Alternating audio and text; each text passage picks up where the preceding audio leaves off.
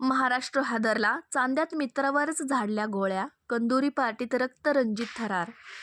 नेवासे तालुक्यातील चांदा गावात रविवारी सायंकाळी धक्कादायक गोळीबाराची घटना घडली. चांदपीर देवस्थानच्या इनामी शेतीजवळ सुरू असलेल्या कंदुरी कार्यक्रमात जेवणासाठी आलेल्या मित्रांमध्ये वाद झाला आणि या वादाचे रूप थेट गोळीबारात झाले.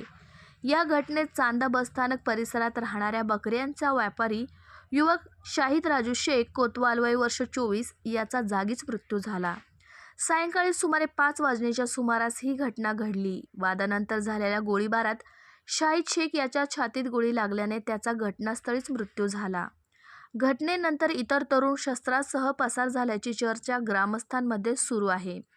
गोळीबाराचे नेमके कारण अद्याप स्पष्ट झालेले नाही.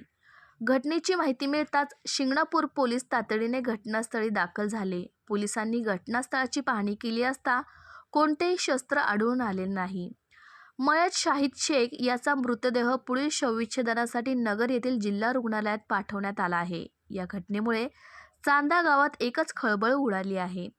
दरम्यान काही दिवसापूर्वीही चांदा गावातील 2 टोळ्यांमध्ये जोरदार भांडणे झाली होती. त्यावेळीही गावठी कट्ट्यांचा वापर झाल्याचे समोर आले होते. मात्र पोलिसांनी योग्य ती कारवाई न केल्यामुळेच अशी गंभीर घटना घडत असल्याचा आरोप सुज्ञ नागरिकांकडून केला जात आहे.